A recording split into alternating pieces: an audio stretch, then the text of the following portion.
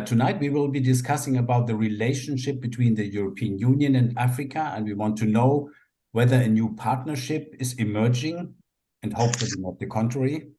Our online event is part of the Bremen Europe Weeks, a joint activity of the municipality and civil society organizations in Bremen. As an alumni association of the University of Bremen, we see our role as contributing to important issues in the international social discourse by offering expertise of the University of Bremen and its academic environment, and this particularly in the context of the Sustainable Development Goals, which are also in the focus of the EU-Africa relationship. Tonight, we are very pleased to welcome our key speaker, Professor Robert Kappel, an alumnus of the University of Bremen, and I guess some of you still know Robert from the time when he did his PhD and later worked as a scientist at the University of Bremen. Robert is an economist with a special focus on Africa, and he taught as a professor at the universities of Leipzig and Hamburg.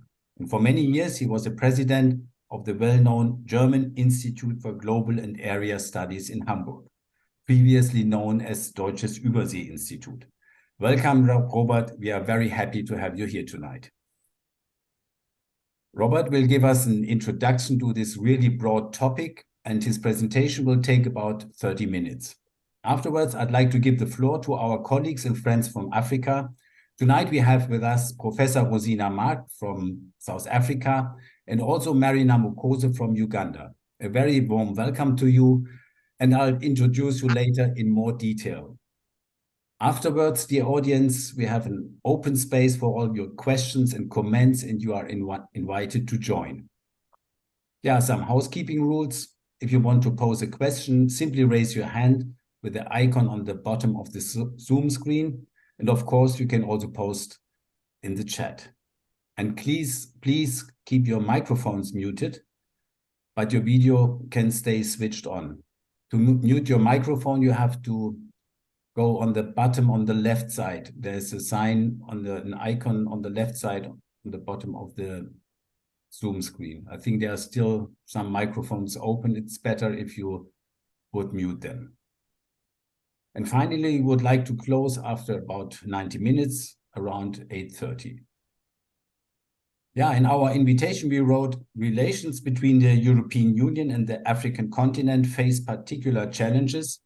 How can a future partnership contribute to mitigating climate crisis, to growth and structural change, to industrial and agricultural development, to more jobs and less poverty?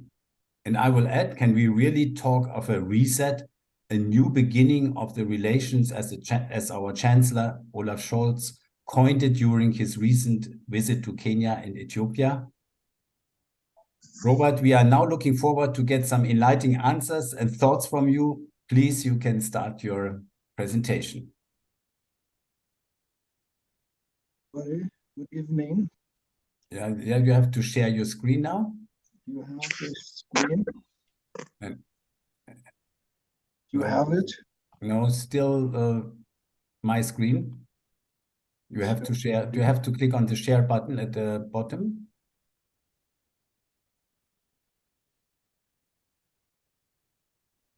Sorry. Share. Again. A minute before. Now it works. Yeah. Now again, we see your email program.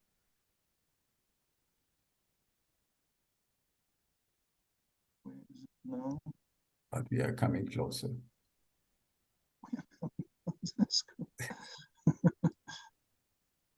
Yeah, I think on the right side on the bottom there is your PowerPoint sign. See it now? On the very bottom right. See it now? No, we see still your main screen. You have to click on your PowerPoint. Is that on your screen or? I see it now. So what's the problem here? Perhaps you have to, wait a second, you have to Okay, I start again. Reshare again, and then go directly to your PowerPoint. Normally, when you share, you get an here. Yes. Exactly. And now start from your beginning here, the presentation from Okay, the you beginning. see my presentation? Yes, but you have to go on Bildschirm presentation now and from the Yeah, beginning. it's now. Is it there? Yes, Okay, perfect. fine. Sorry Everything. for the problems. We tested it before, but now later on, perhaps I made a mistake. Yeah, thank you very much for your invitation, Christoph, and the nice introductory words. Yeah, I was for a long time at the University of Bremen and used to live for 35 years in Bremen, but now for a longer time in Berlin. I was very happy to be at the University of Bremen writing my PhD and my habilitation, and was also teaching in the Third World Studies program at that time and the small enterprise promotion and training concept, which we developed in 1992, but later on it was transferred to the University of Leipzig, where I was a professor in this program and also African studies. So my topic is Africa and the European Union is a new partnership emerging, a very complex topic, but I try to focus on five aspects, remarks about the history a little bit, then something has changed, global power shifts is there, and what does it mean for Europe and also Africa, then about something, a little bit about transformation processes on the African continent, then recent debates about cooperation, and then some ideas for joint activities. I have a guideline for my presentation. The guideline is, it's time to stop thinking of Africa's future in European terms, what really very often happens in Germany and also in other countries in Europe. Europe's Africa policy needs a fundamental change of direction. So that's the thinking I'm following. Then, of course, we have to go in the long-lasting history of colonialism, exploitation, slavery, dominance, white supremacy. This is reflected in the thinking of these politicians and also authors, which are well known to everybody who is dealing with Africa. Of course, everybody knows Frantz Fanon, Decolonize, Walter Rodney, How Europe Underdeveloped Africa, a topic until today. Then we have others, Samia Amin, Overcoming Dependency and Creating Socialism. And what is often forgotten is Thomas Sankara, who was talking about endogenous development and empowerment. And that's a very important topic also for our discussion today. On the other side, we have a European discourse, American discourse on how it's contrasted to this dependency thinking. It's coming from European actors and also European thinkers that we have a colonial and post-colonial agenda, and that's at that time in the 1970s, 80s about free trade and development aid. And that is, of course, a problem. And but most important today is not free trade and development aid, but more it's about overcoming dependency. And this is part of the headline we have for this talk tonight. How can we create a partnership which is of equal partners? So I go back a little bit to the post-colonial phase, not so much about colonialism. Post-colonial decades start 1958 with the independence of African states, and at the same time, European Union, at that time, not European Union, but the forerunner, created something like a concept for cooperation in post-colonial times. That was the Rome Treaty. Later on, there were new foundations, Yaoundé Agreement, Lomé Agreement. All this happened later on. And in 1975, the agreement of European Union with African, Caribbean, and Pacific countries in 1975, including 79 countries, which is under negotiation these days, and perhaps there will be something new. But nevertheless, although we have this time of very many initiatives on the European side, also African initiatives at that time, the Lagos Plan of Action, Abuja Treaty, and later on African Union's Agenda 2063, and the African Continental Free Trade Area, a lot of continuous new strategies also on the European side. The joint Africa-EU strategy, which is on trade and development aid. The external investment plan is on finance and investment. The comprehensive strategies on economic cooperation and security, which is new. And then we have a global geopolitical commission, which is focusing on dealing with the global power shifts and create something which should be new for a cooperation also with Africa. So the question is, everything is about development and to overcome the post-colonial power structures and economic dependence. On both sides, there is, let's say, a reset, as you said, Christoph. Whether it's successful, we will see, and where we are now at this time, we will also see. And so cooperation, post-colonial cooperation, is it a success or failure? We cannot say it's yes or no. It's different stories, different results, and different activities which try to overcome these post-colonial agreements. Opening trade, rise of development aid, which is a sign of dependency. We have this CFA franc zone until now, which is controlled by France, but also under the guidance of the European Union. So there was a close relationship of African states with Europe in post-colonial eras, and there was something very special in the time when the first agreements were created by both sides. There was something in the line of the new International Economic Order, NIEO, which said we need a total restructuring of world economy so that the developing countries have also a say. And at that time, it was rejected by the United States and the G20, the G7 countries, the big industrial countries. They didn't want this, but European Union did something going in this direction, created these compensation funds, stabilization of prices, so-called STABEX agreement. But the problem which we saw later on, and many people talked about this at that time, we stabilized the prices of commodities, but at the end, African countries will stay in a commodity trap. So that was the starting of everything, and there was something very special in the line of the new International Economic Order. But later on, it was reduced by all these new concepts which are in the pipeline until today. So since 2000,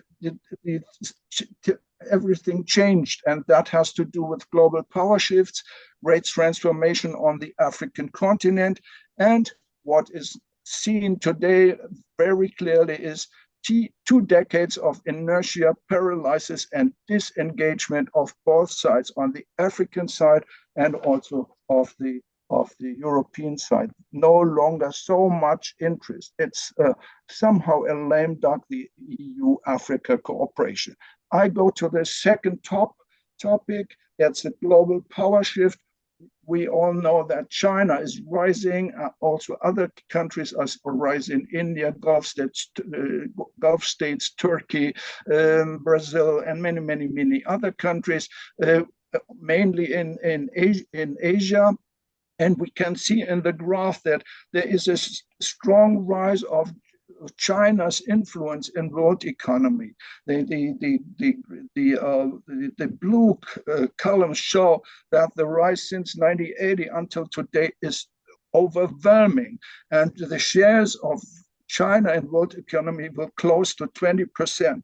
On the other side, there is a decline of Europe coming from 25% in 1980 going down to lower than 15%. So there is a global power shift.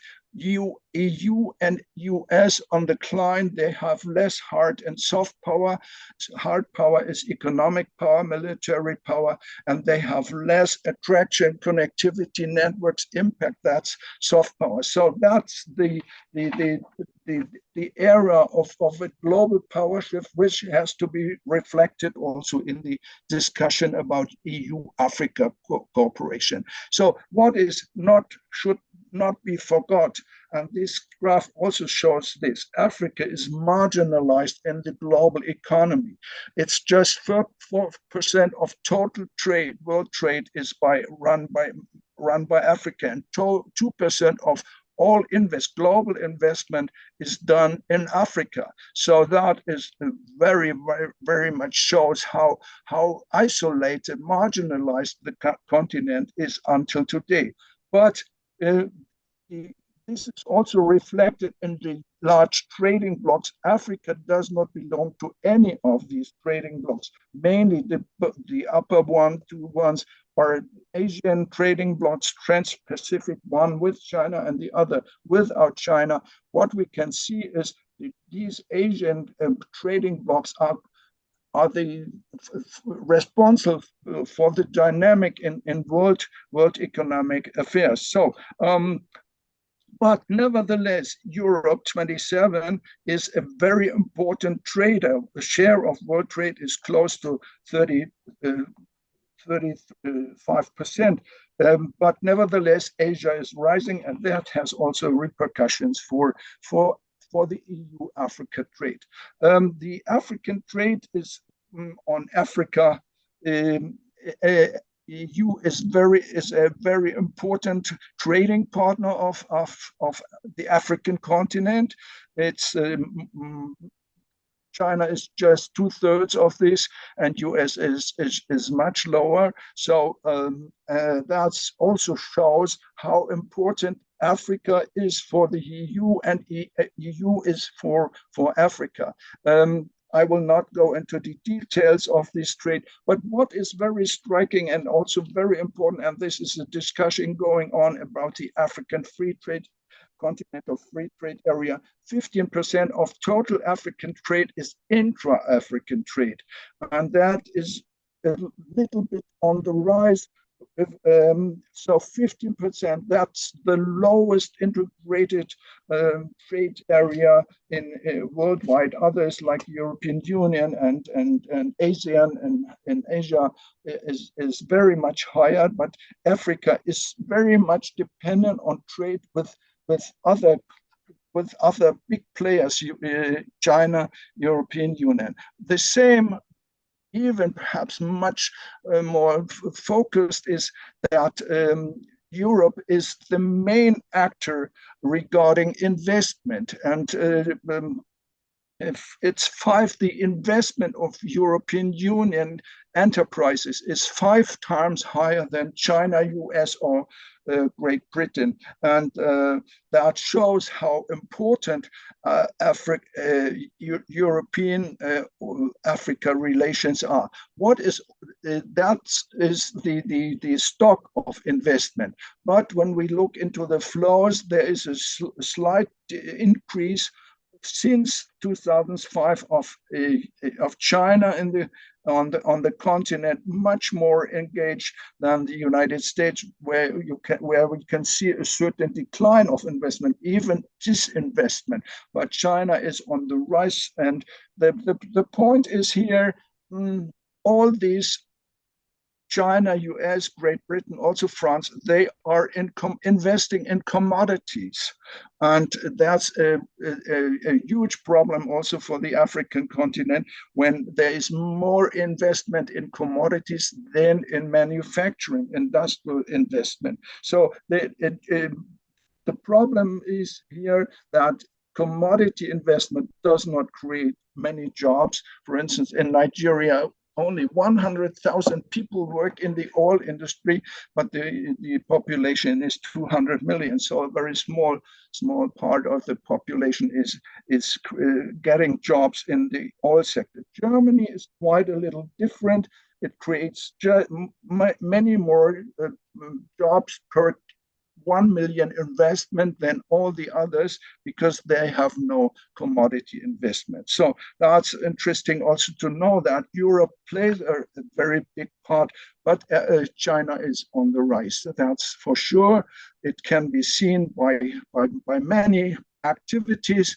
We have this Forum on China-Africa Cooperation, the FOCAC, every 3 years, all the prime ministers or chancellors of this country meets with China, either in China or in an African country. So close relationship have developed, but they have also bilateral treaties with African states regarding trade, investment, and so on, also development aid, which is very small related to all other countries.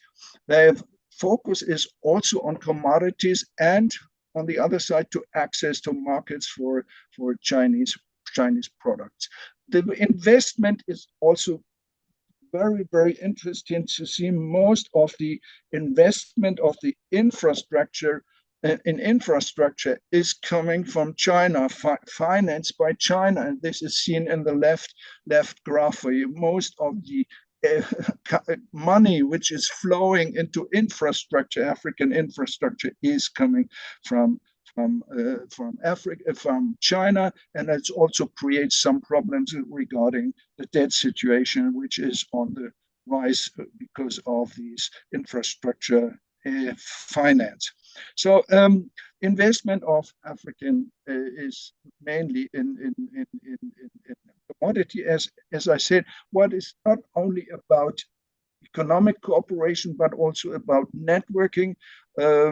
Very, very strong. China is very strong in the media. It has 70,000 African students which are studying in Chinese universities. So that's important to know, and we all talk about China very often, which role China plays on the African continent. We'll have more information on later. So I will not go into the debate on Russia and India and other important actors on the continent, but just mention one which is quite important. The US is there a comeback of the United States on the continent, when we realized that some years ago, one of the former president characterized Africa as shithole country,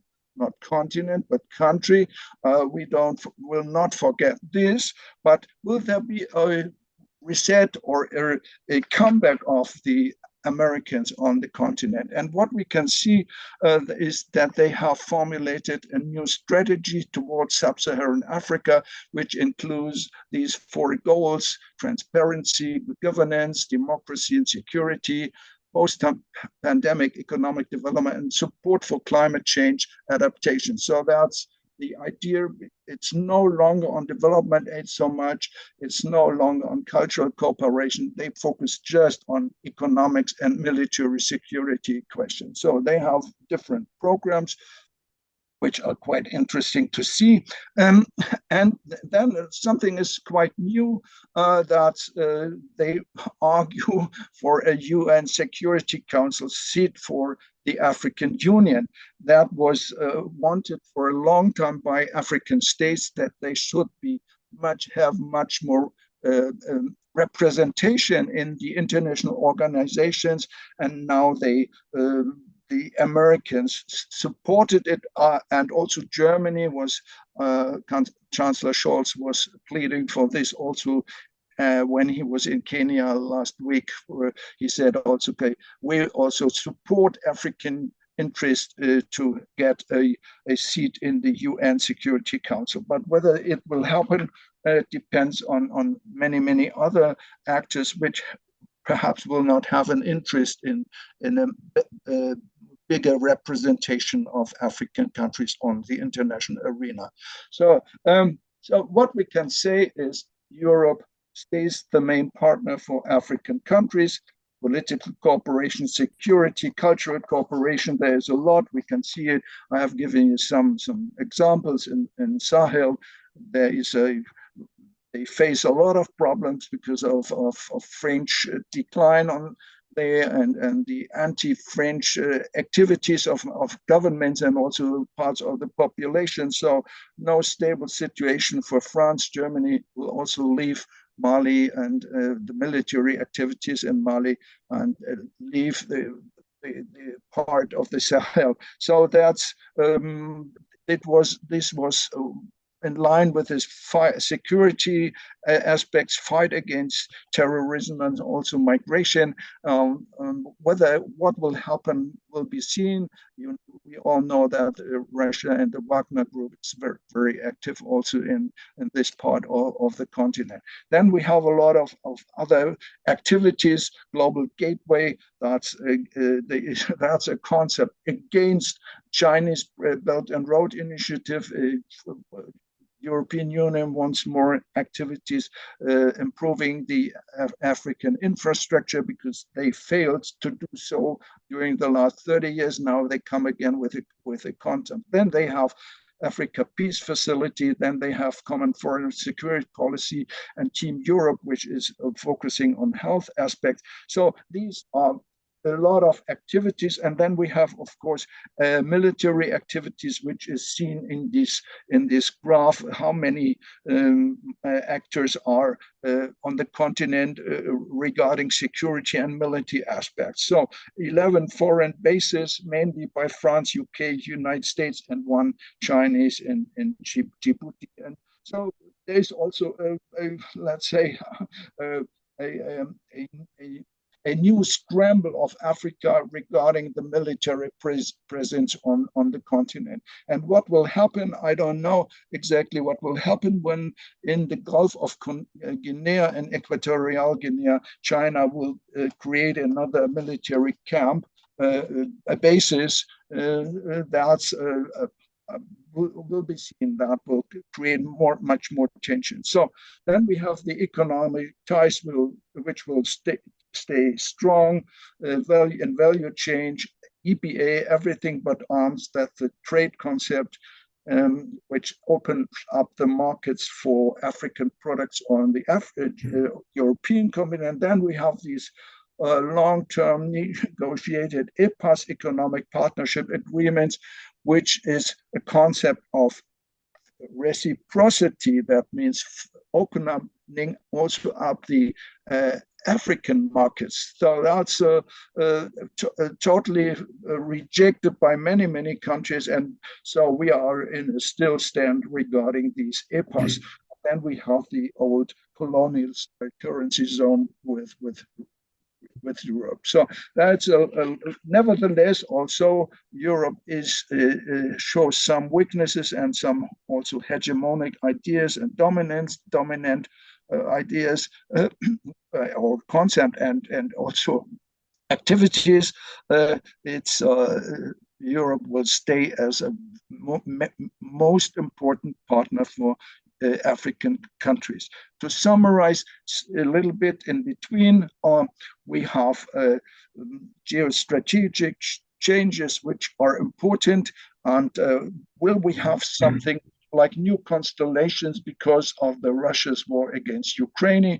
What is happening because US and Europe's influence on the continent is declining? What does it mean?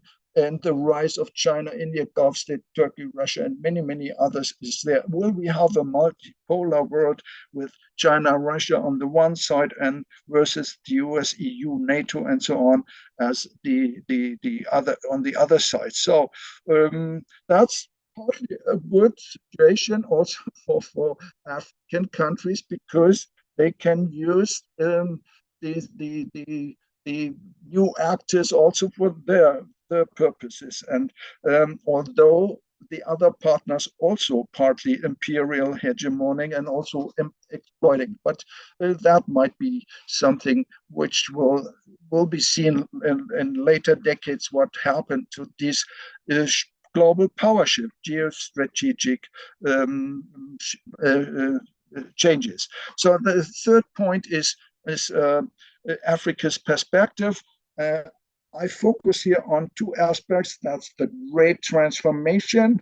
Unfortunately, here's great transformation, and okay, that's my mistake, of course. Great transformation going on.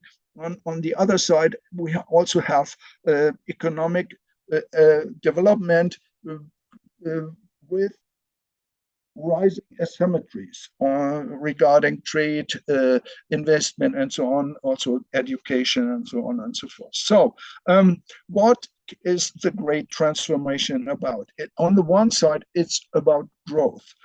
During the last decades, not one decade, but two decades, Africa's growth rates were above world average, but below China's and India. So there's some sort of catching up to the, let's say, medium-sized countries, middle-income countries. So, but only some countries, low-income countries and least developed countries, have not shown these catching up process. But nevertheless, for many countries, there is some sort of like a convergence to others, and it also shows that the growth rates are quite stable, not stable, but quite higher than, for instance, in Europe and the United States.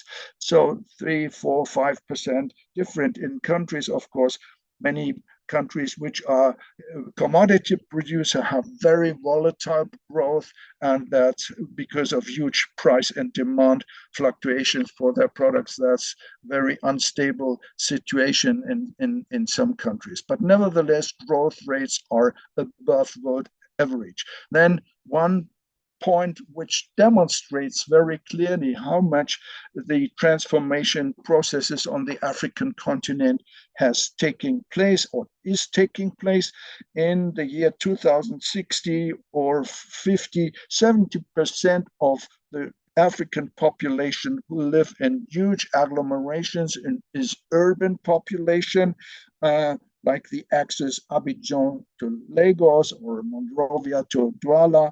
We have Joburg, Cairo, Nairobi, Kinshasa, Luanda. These are economics hubs where the jobs are available.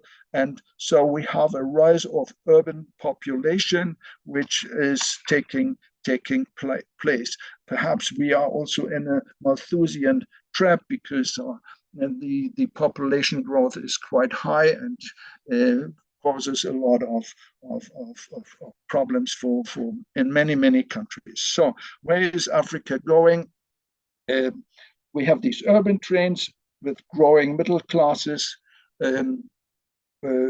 which will grow much more in the urbanization processes. Then we have also small and medium-sized enterprises, which will also grow. But on the other side, there's a asymmetry. Also, the informal sector will grow.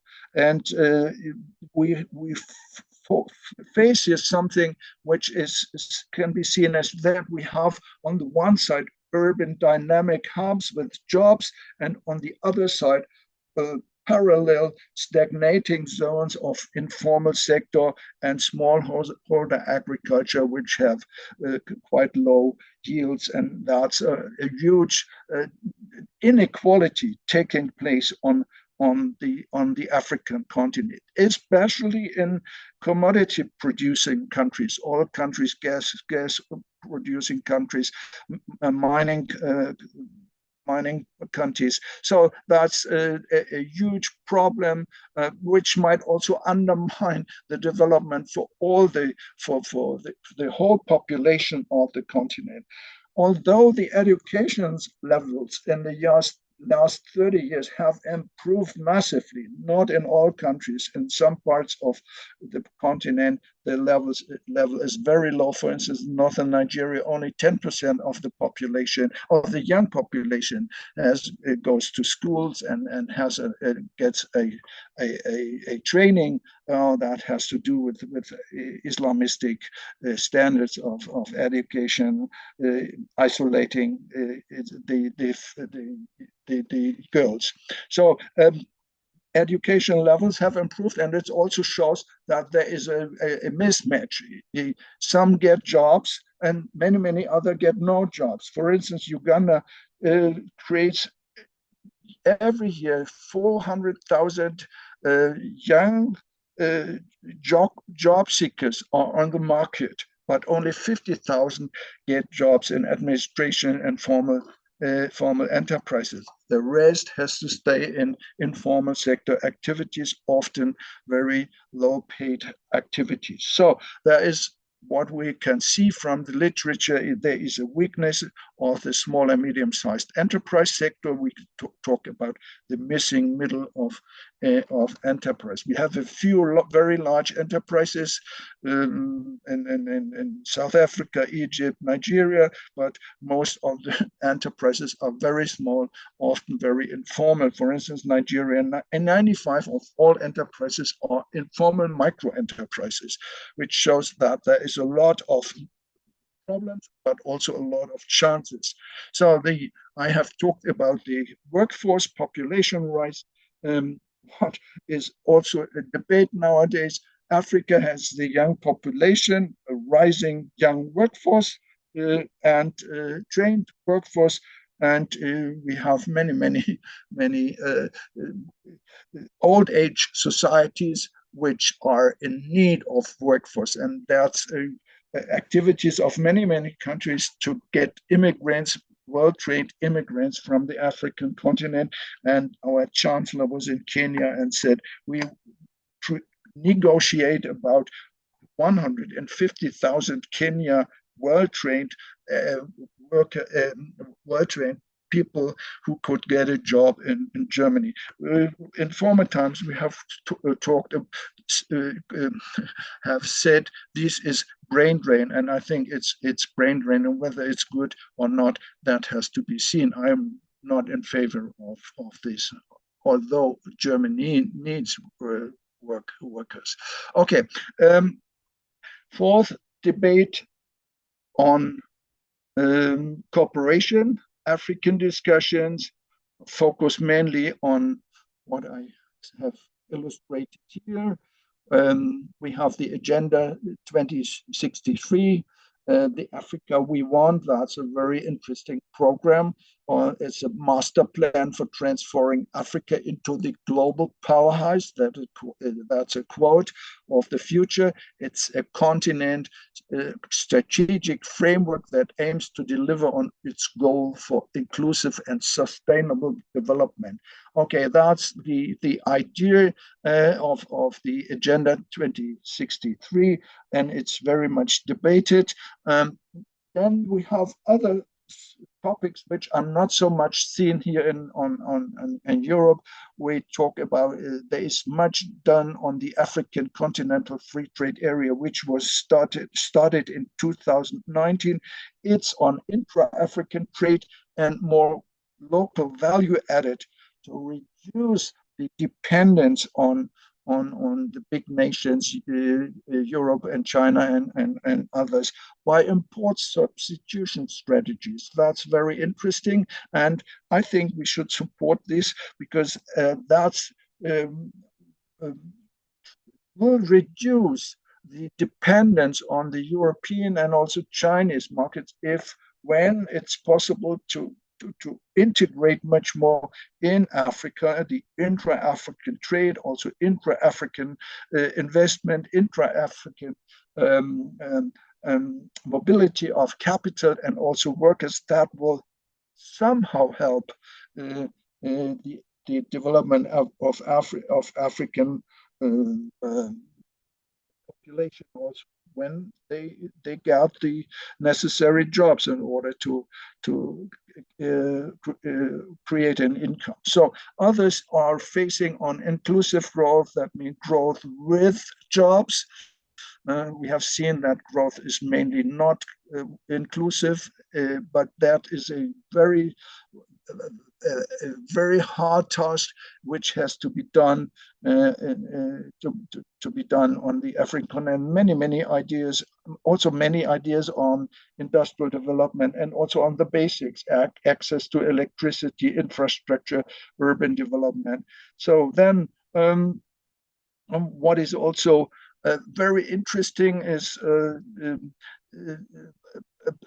a discussion how Africa can use cooperation with outside partners to support Africa's development. And then we see immediately that on these aspects, on digitalization, access to credit, and also security, perhaps other actors might have better solution than the European side. And that's very much debated in many countries, how they can improve access to the information and through digitalization, improve production processes. And there is for sure, we don't have on the European side, we don't have that much. That's much more on the Chinese side to help African countries developing. So then we talk about climate resilience and just energy transition. I think that's very important to do something. Although and because of the responsibility of European and American and the advanced countries, because they created all these problems with the climate. And of course, we have as most important polluters and CO2 actors, we have to do something to support climate resilience also on the African continent. But we also have to reorganize ourselves. It's much more on our side, and the same applies to food security. On the European side, as Christoph said at the beginning, we need a partnership reset and a paradigm shift. That's, in my opinion, and many African authors and many active actors and also civil society actors just want to see that the post-colonial cooperation is coming to an end and overcoming stagnation in the process. So that's the first. We need a reset. We need a paradigm shift. We have to overcome dependency, and we have to overcome paternalism. Disputed issues are Russia, Ukraine, then cooperation with China and Russia, migration, Green Deal, gender, and agriculture. These are all disputed issues, and we will not find always a solution for this. So we need pragmatic activities in this regard. So then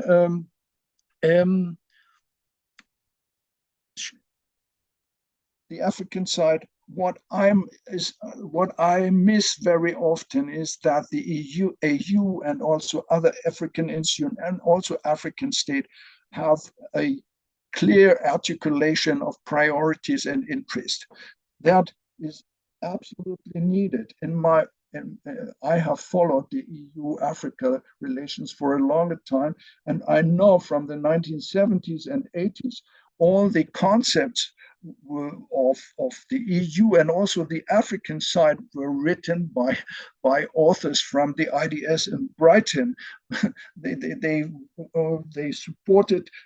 They wrote something for the European side, and then they went to Addis and wrote something for the African Union side. So that's what we need is clear interests, clear priorities of the African side, and then negotiate as all the others, as all other countries do also with when they talk to European Union. So some ideas, then I come to the end. How to overcome stagnation and paralysis. New ideas are desired that lead the same old path we have seen for a long time since the establishment of this cooperation project from Yaoundé, Lomé, Cotonou until today. So in my view, we should focus on technological cooperation, research, students exchange, sustainable development goals, solve complex trade relations. That always is very, very complicated.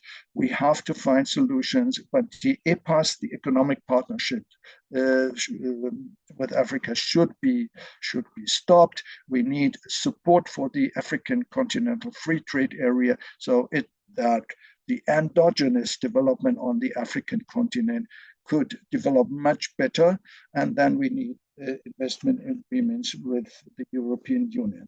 The conclusion is, and I will read, Africa has more agency and autonomy in international fora, not least about what positions to take on the Russian war against Ukraine. Countries on the continent have become more assertive towards Europe and wish to keep the doors open to multiple partners. They have intensified their quest for national sovereignty and have become much more vocal and critical of Europe's stance towards them. So in Europe, it's time to stop thinking of Africa's future in European terms. If that will come, a true partnership will emerge. Thank you so much. Yeah, thank you very much, Robert, for this really revealing insights. This was a really impressive presentation. Unfortunately, I think you realized that I had a very short internet interruption, but I'm back again. Robert, a very quick follow-up question with a short response, please. In the beginning, you raised the question, cooperation or failure. Where do you see the biggest progress in African terms, not in European terms?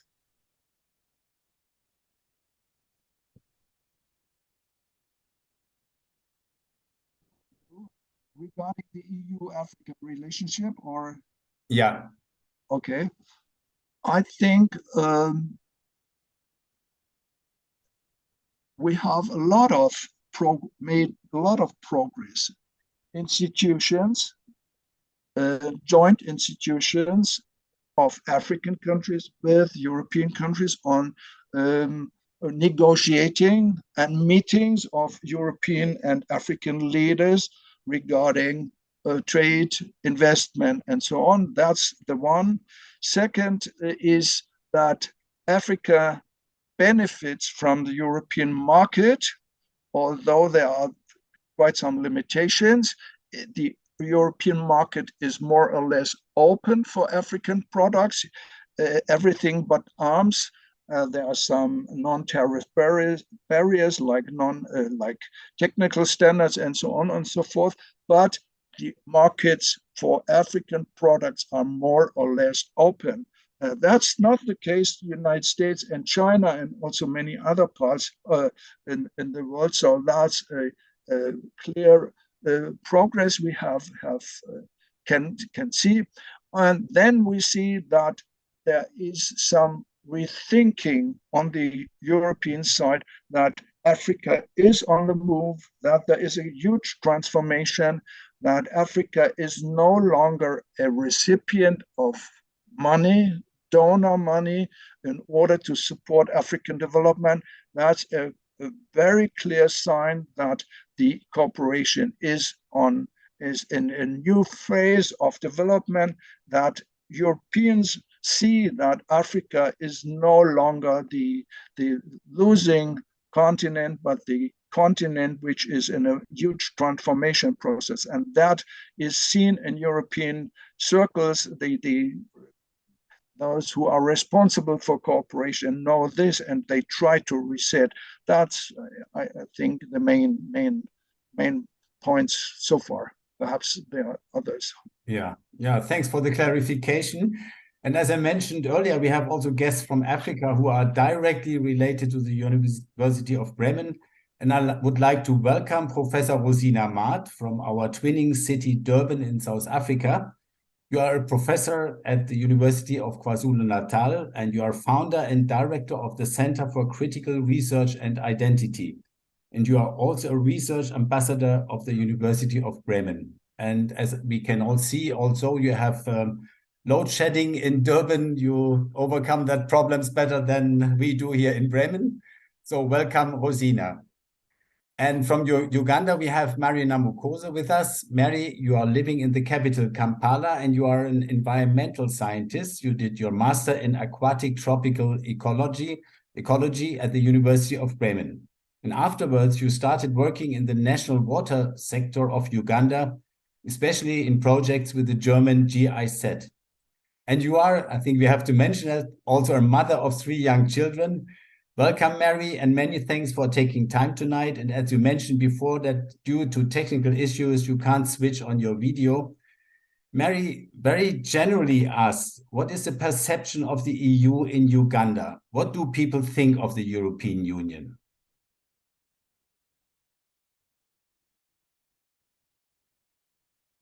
Okay, Mary, are you there? Yeah. Yes. Okay. Can you hear me now? Yeah, perfectly. Yeah, thank you, Christoph, and our guest speaker. That was really an interesting presentation with very interesting figures and perspectives and narratives, which I think if we can spend the whole night here, I think discussing. But if I may go to your question, Christoph, directly, what is the perception?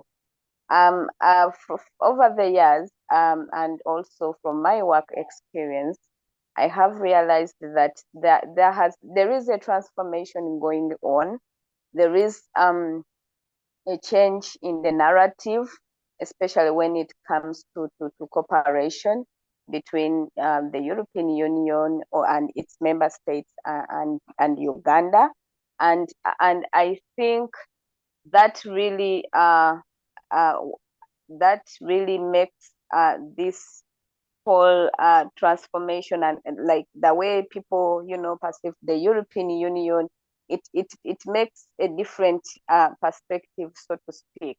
But what I've realized is that generally speaking, Ugandans, the European Union delegation here in Uganda has been here for some time, supporting quite different aspects, especially when it comes to democracy.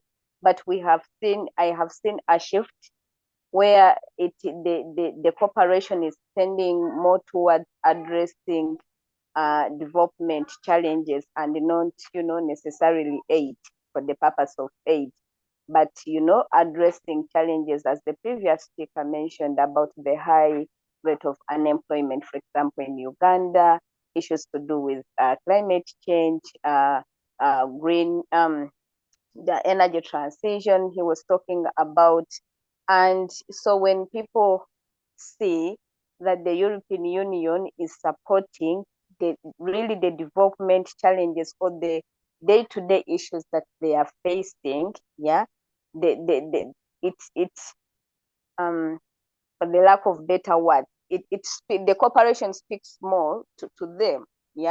It's not really far-fetched. For example, I just concluded a project which was co-financed by the European Union, but the focus was really on safeguarding jobs and investments, in the greater Kampala metropolitan area, which is also a place with so many youth who are unemployed. So the perception, or the general perception of the EU cooperation in Uganda is good, but I see a lot of shift in terms of priorities, in terms of the partnerships he was talking about. it's no longer the business as usual scenarios of, aid coming to Uganda from the European Union, but more of, a partnership-based cooperation of, what are your needs? How can we support a win-win situation? Yeah, what is it in for us? Yeah, it's no longer business as usual, like to be on the receiving end, give us aid, but it's moving more towards, like real partnership, real cooperation. Yeah, our needs, this is how, we would like to cooperate. This is what is in for you. Are there any, let's say, are there any concrete aspirations or expectations to the European Union? From the Ugandan government, side, yeah. Yes, they are. These are there and they exist. And I think the approach that the European Union and its member states have taken is really to come up with these bilateral arrangements or agreements in terms to cooperation. For example, just to give you an example, the German government sitting with the Ugandan government to discuss areas of cooperation. Yeah, it's no longer the business as usual that, we do this, we want to support this, or we want to cooperate in these terms, but it's a negotiation, so to speak. Yeah, the two countries coming together, or the European Union sitting with the Ugandan government to discuss areas of cooperation, really basing on their needs and their priorities. Yeah, thank you very much, Mary, for the moment. And I would like to come to Rosina. I guess your heart got warmed, Rosina, when you saw that Robert presented Frantz Fanon and other authors and writers from Africa. Decolonization is the main research area from you or of you. What would you say are colonialism and colonial patterns still impacting the relationship between Africa and the European Union? Hello, everybody. The electricity's gone back on. And so there was a moment where I think maybe just between 1 to 2 minutes where I lost. I think let me firstly talk about, before I get into the whole question of decolonization and how it's affecting the relationship with Europe. My main concern in this debate is, I think if we look at the material online about the EU's relationship with Africa, one of the concerns that has been raised is the question of intrastate conflict, and also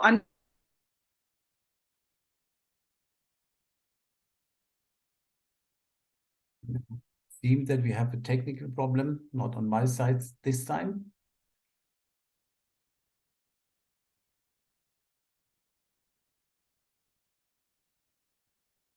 I think it's the same for you. She disappeared somehow. So let's wait for a minute if electricity is coming back. But I've switched back to my phone because it usually takes more than like 5 minutes. So to avoid further interruption, I've just switched it back to my phone.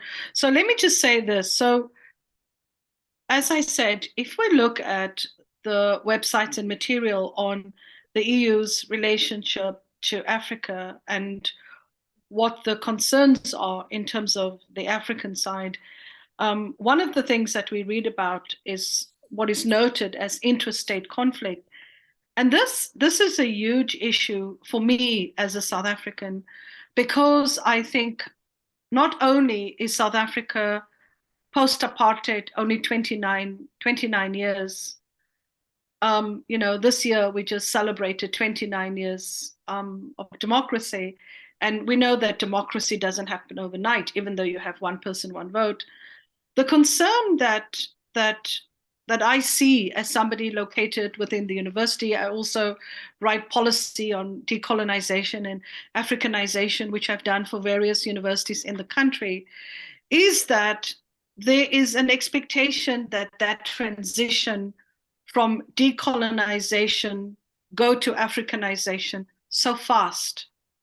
And so decolonization in terms of, I mean, I don't see decolonization as only a university concern or university matter, but the universities in South Africa since 2014 has been marked by not only protests, but the removal of statues like of Rhodes. And so in the last 3 years post 2020, just as COVID was starting, we've had the input around Africanization. And there are many, many problems around that relationship between decolonization and Africanization in South Africa, one of which is the fact that there is definitely there's a concept that South Africa does not have a concept of Africanization. And this poses problems for our relationship, I think, to the rest of the African continent. It poses problems in terms of national identity and how we enter into this debate as an African country, part of a continent meeting the obligations of the EU, which is composed of 27 countries, which I think all have very firm identity. So let me give you an example. So we've had protests every single year in universities where lots of damage has been done. There were promises made during the national liberation struggle, which have not been fulfilled. And so you cannot have a country grow when the student population is constantly in conflict and there's constant protest. In addition to which, the process of decolonization is one where we are faced with our colonizers in the very same room, within the very space that you're decolonizing. We would not expect that from the gender-based violence movement and say, let's ask perpetrators to carve the way forward for the elimination of gender-based violence. So I'm trying to do this very fast, which is not a good idea, but I'm saying that there are, when we look at concerns, when I see concerns facing South Africa as an African country on the African continent in terms of the European Union, I see more problems because there is a lack of nation building in terms of thinking ways forward that would allow us through education to actually not only meet the needs of how do we go and teach and research and do the work that is necessary to meet the more continental focus. So for example, part of the reason there's this kind of notion of us not having an African identity is even though 90% of the population identifies and have been identified as Black, we've had apartheid and colonialism for 400 years. And so coming to the African continent after apartheid has been very complicated and very difficult.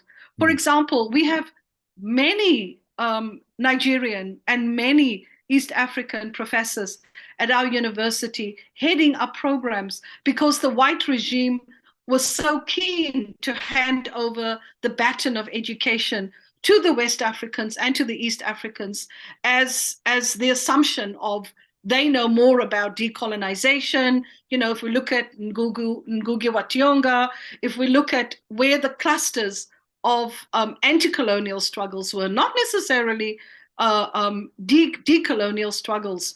So there's still a lot of struggle in South Africa when it comes to the whole question of an African identity. And this poses problems with what we bring to the table in terms of the holistic African continent in so many ways that I don't know if I'll be able to. I think, Rosina, that's a very important point what you mentioned here and focusing on the African identity. And but if we, from your point of view, what is needed the most to bring EU-African relations on a balanced level, let's say, on equal footing? I think what Robert had itemized in terms of, research, student exchange, trying to solve complex relations. I think, part of what we do when I'm in Bremen, and I think when Annette comes to South Africa, I missed Annette the last time, is the possibility that we recognize our histories, but we try and address the problem as people who are conscious of a colonial history, but mindful of the possibility of a better future. And you can do that with education. You can do that with research. You can do that with exchanges, which I think we have with students, where our students go to Germany and vice versa, so that we are enriching that union and putting the best of our education and knowledge and commitment forward. I think we are doing that, and we need to do more of that. I was very glad that Robert raised that point about student exchange and research, and also just the scholars that he had mentioned, Sankara, Walter Rodney, Frantz Fanon, Samir Amin. These are all important thinkers for us to grapple with as we look at how do we change that imbalance of dependency, so that we don't continue that European dependency, because of course that is in itself an oxymoron, considering what has happened in the past. So I'm very pleased to say that I think you, Christoph, as well, we are all participating in narrowing that gap to furthering the aims of better exchanges. Sorry. Maybe somebody else can go. Yeah, I mean, just to give back this question to Robert, I mean, would you say what Rosina is saying is more or less that what you meant with African terms, not European terms?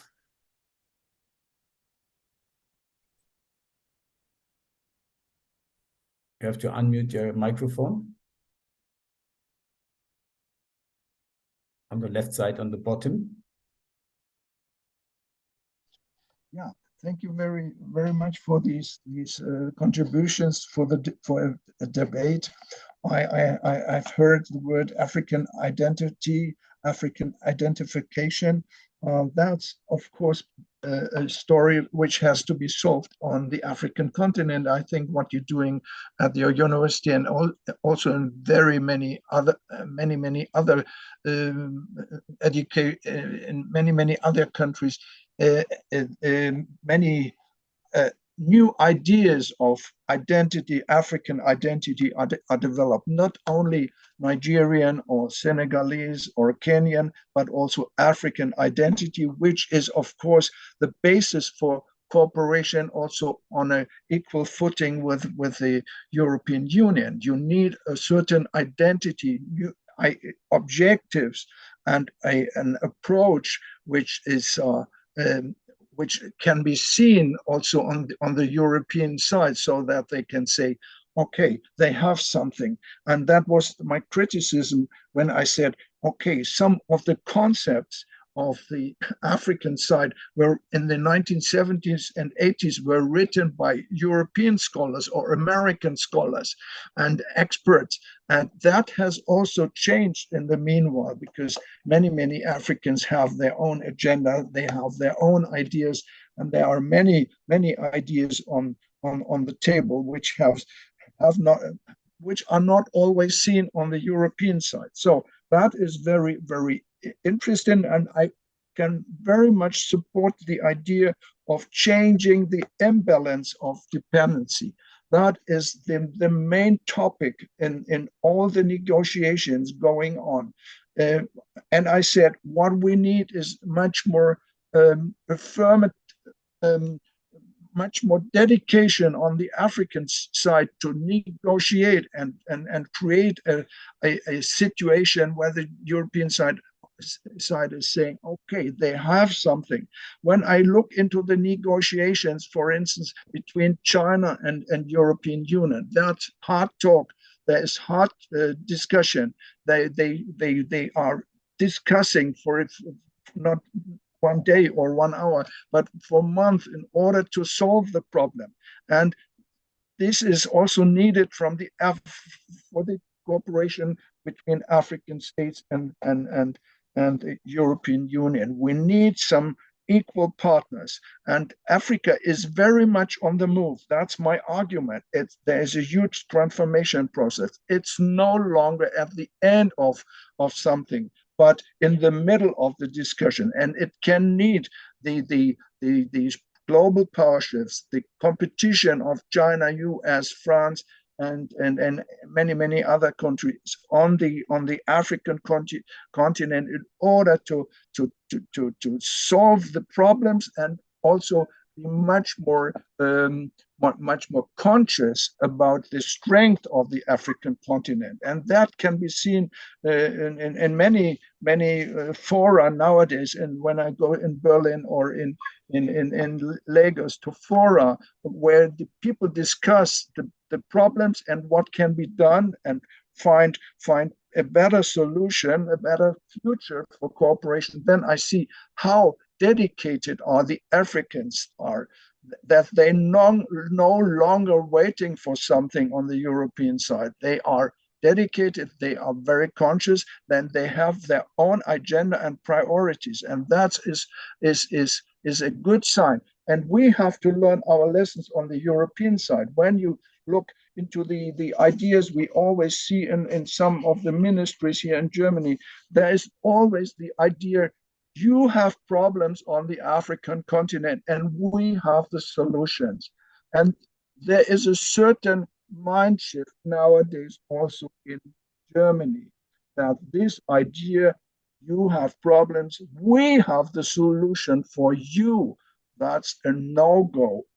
And unfortunately, the new German Africa concept, called Africa policy, has also the idea, okay, we have a gender problem on the continent, we have a representation problem on the continent, a representation problem on the continent, we have the poverty, we have hunger, we have all these problems, and we give you something, we give our expertise. I think we need a totally restructuring of this.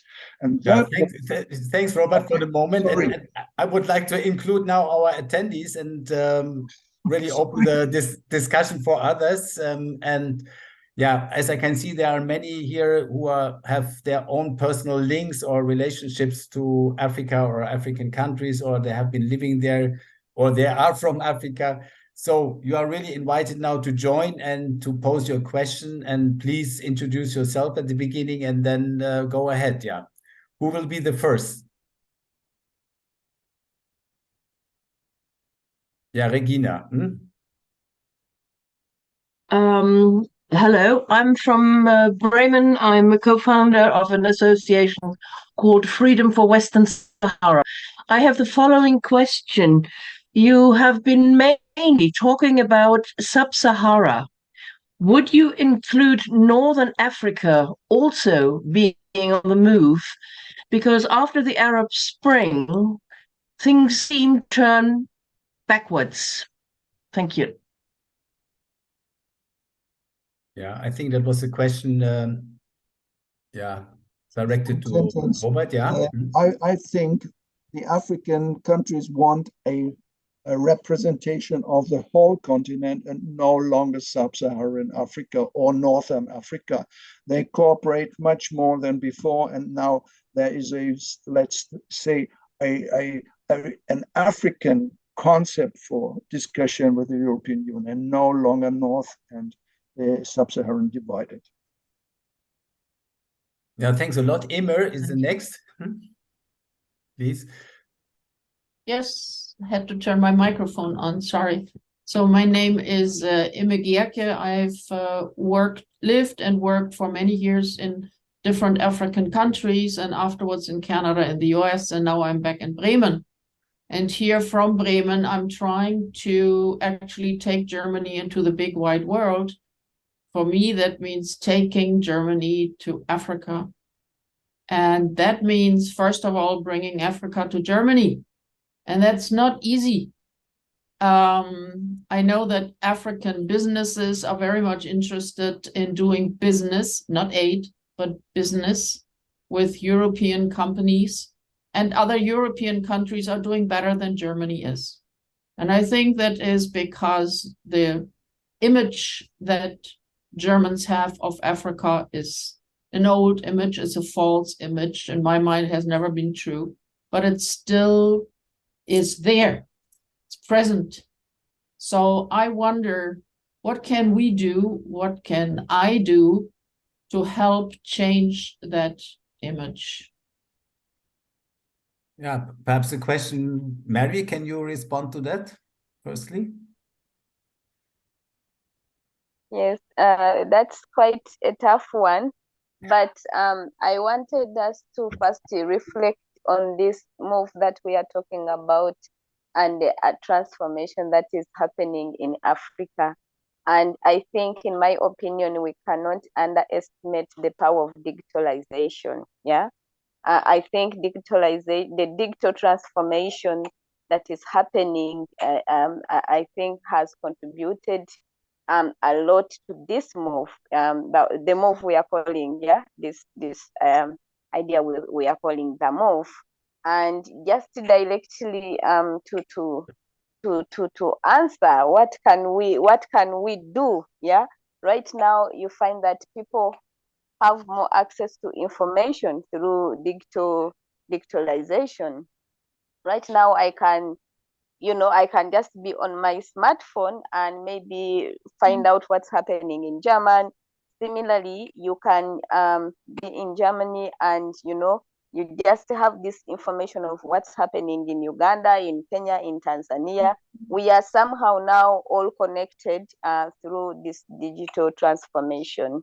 But what also the previous speakers were talking about, there are quite a number of ways through which we can change this perspective or these images or these false images that we have about our respective countries. The student exchange, for example.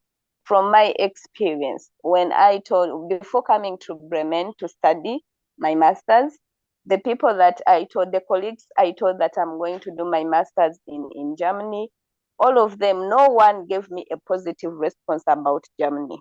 Yeah. They were like, will you manage?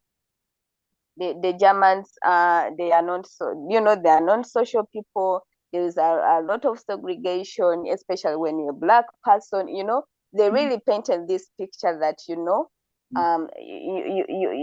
will not manage. Yeah. German has this picture about, maybe Africans and what. But I was like, you know what? It's well, let me go there and see it by myself. Yeah. So when I came to Germany, it was actually the opposite. I found people being more, positive. They wanted to know more about, Uganda. They wanted actually to know more about, some of the things maybe which are being talked about, Uganda, yeah, the other side. And when I came back to Uganda, for example, it was me who was changing now the image of what people think about German, for example, or Germans in general. And actually, to my surprise, I was the first Ugandan to come to Bremen to do the course that I did.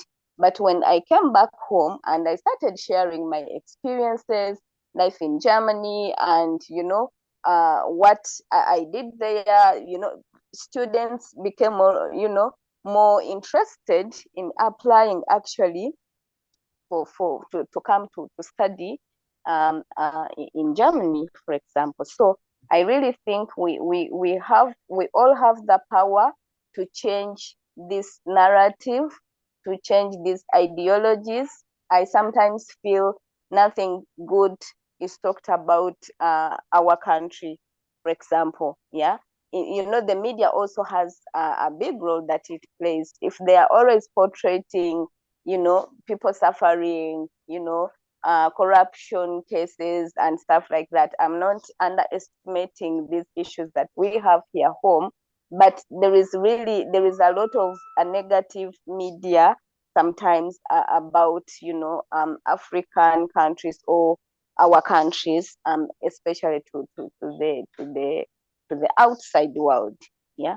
So yeah, I think we all have the power to change this narrative and the image. Yeah, thanks a lot, Mary. I think, Rosina, you are personally bringing Africa to Bremen or to Germany because you are regularly here in Bremen. And by the way, in June, you will be here during the Open Campus on 24th of June. So if anybody wants to meet Rosina, he can do that there, or she. So what are your experience in that context here? If you talk, for example, with German students, Rosina. Yeah, I also wanted to address, I think it's Imre who asked what can be done. And I really enjoyed Mary's contribution. So Imre, if I'm saying your name correctly, so I'm from the old slave quarter in the Cape, and many people in Germany did not know that South Africa also has a history of enslaved people that were brought by the Dutch from Malaysia, Indonesia, and Bengal. And also on my mother's father's side, indigenous Xhosa from the Eastern Cape. So my position is, I come from that community, and obviously, slavery was abolished in 1834, but the community that I come from, called District 6, got its name as the 6th municipality of Cape Town in the middle of the 1860s. So I'm one of those people who have a sense of my historical and ancestral identity.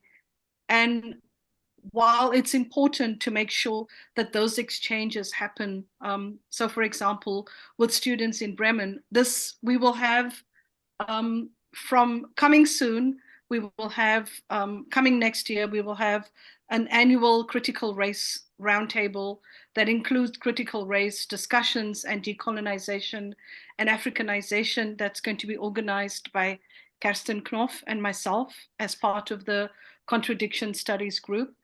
And on the 19th and the 20th, Lewis Gordon, who's African-American, born in Jamaica, will be at University of Bremen, and we will be talking about decolonization and knowledge systems, Black existentialism, because I think, part of Robert's comment was that, to think about Africa on European terms is a misnomer.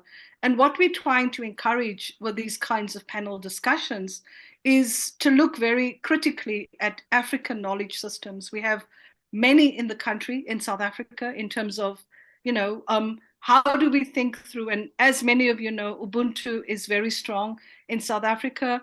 The complete refusal to treat the past as an act of revenge, but rather to embrace the fact that the moment we are living in now should be geared towards better relations for our future. So that's very much the South African position. But just to come back to, I think, Imre, and also to link it to Robert's point, we can make that difference, and we can be active contributors and use our historical agency. Obviously, I don't look right now as somebody in my 60s and a professor at a university, the only person in my family that finished high school until recently. But the important part is that we're making those exchanges happen by also recognizing the history that young German students come with to the table. Many of them don't want to talk about Germans' history because they don't see themselves as part of it, while others recognize that without that reflection of our participation in events that we may not have realized we participated in, whether it's through our thinking or through our silence, we are not doing ourselves any good if we do not critically engage. So that's part of what I'd like to say to Ime, is that we are, what we all can do is to come to the table, not to blame one another, but to have a critical discussion that recognizes the past and asks, how do we move forward? What are the next steps? How do we engage a young community? A young community of scholars, communities of struggle. There are many communities of struggle in Bremen from many different African countries. And when they do come together, for example, when we have events on campus, we have to give those communities the platform to talk, to engage. Sometimes it's not always what we want to hear, but the important thing is if we're not in dialogue, if we're not communicating, nothing positive is going to happen. Yeah, that's very well received and very well appreciated what you are saying, Rosina. Robert, I think there was also economic background in that what Ima asked, or in direct economic relation. What do you think about African business on the European market, particularly if we talk about small and medium-sized enterprises? What has to be done? There are a lot of activities. The diaspora, African diaspora in Europe and Germany, they are cooperating with many African entrepreneurs. They have established fora for interacting, for discussing. So that's a very good sign, which we have not seen so much in the last decades in Germany. But there is a real change going on, and I think the asymmetry is so clear. We have the export and import structure is so unequal regarding African exports and imports, and we have no investment from Africa except South Africa and Morocco and perhaps also Egypt on the European continent, close to zero investment. And that has to be changed. And I think the new ideas for cooperation of the African diaspora in Germany, in cooperation also with German enterprises, can do something for more investment from Germany on the African continent, industrial investment. And on the other side, they can also do something for closer cooperation regarding the European market, so that African producers can export more, and not only agricultural products and mining and so on and so forth, but industrial products. And that has to be negotiated, and there have to be talks. But the diaspora and also the enterprises, German enterprises, which are on the continent, they should also do something that African enterprises can have better access to, also to the European markets. And that's going on, and it's also a sign that something changes. There is what I hope, that there is a learning curve in Europe, that we see the changes on the African continent, and that we learn and we also learn to reduce our arrogance and our paternalism. And that's the precondition for a change. But we have some actors, we have lobbyists, we have enterprises, we have civil society actors, we have parties, and so on. They do a lot in order to change our mind, and that's also a good sign. Yeah, thanks, Robert. And by the way, I saw the comment from Ime that you are organizing a second delegation from Nigeria to Bremen. That's great. And perhaps we can talk about that one of these next days, because we have a Nigeria chapter and we have some context. Perhaps there are some people from Nigeria who might be interested to join that delegation. And yes, I really love that you always take that kind of initiatives, by the way. Yeah. Any more questions or comments?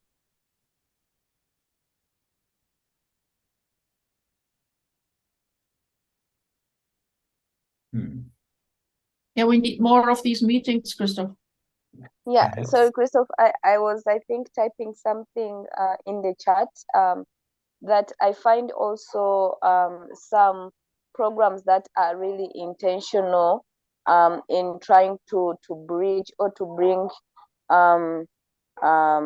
businesses, maybe to link businesses, let's say in German or in other European countries to African countries, quite very important. I don't know if you know about this program, Africa Compt. I find it very interesting because it gives an opportunity for African students, or for Africans to go to let's say German to work, or to work in, you know, these German companies, to know the business culture, to, you know, to understand. And I think it's one way to start these collaborations, yeah, of, you know, of cooperating with the private sector, especially in Europe. That's what I wanted to just mention. Yeah, great. Many thanks, Mary. And yeah, I think we see ourselves as Alumni Association also as a kind of contributor or so, or try to intermediate so that we can arrange or help to make contacts between African countries and African students and African scientists, and why not with African business people to engage here in Germany or in Europe, and to develop that kind of contacts. That's something what we really see as even as a kind of mission, let's say.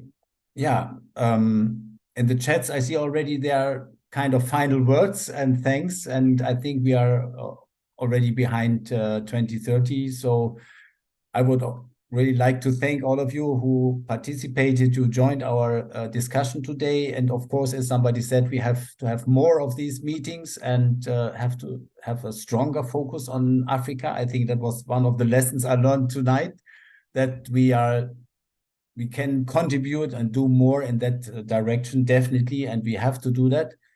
And I would like particularly to thank, of course, our guests from Africa, Rosina and Mary. It's very great to have you always here. And if we ask you, you are always ready to join. That's really great. And my special thanks goes to Robert, who really gave us a fantastic introduction to the topic. And yeah, let's keep in touch on that. And I think even before our meeting, we just discussed already with Robert if we can take a kind of joint initiative to strengthen, for example, academic exchange between African universities and University of Bremen. And if you are interested in that, then let me know, and we can pick that up and arrange perhaps another meeting with a smaller group of really committed people in that sense. Yeah, Robert, you want to say something? Final words? Thank you very much for this idea, and thank you very much for the lively debate. I learned something, and I hope we can continue the debate and also our cooperation. Very useful. Thank you so much, and have a nice evening. Yeah, thanks a lot. And I will write here my email as well in the chat, so that if you want to contact me, then you can wait a second. You can write to this email.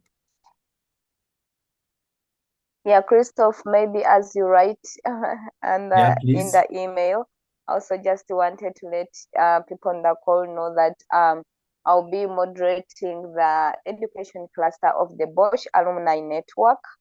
I'm quite sure you've heard about the Bosch Alumni Network. It really tries to bring scholars who have benefited from the Bosch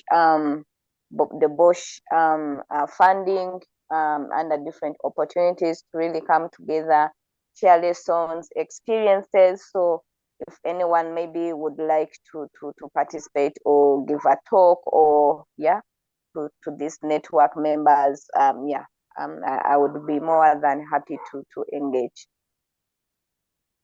Yeah, super. Again, thank you very much, everybody. And hopefully we will see you again in another meeting. And I would say good evening, take care, and see you soon, hopefully.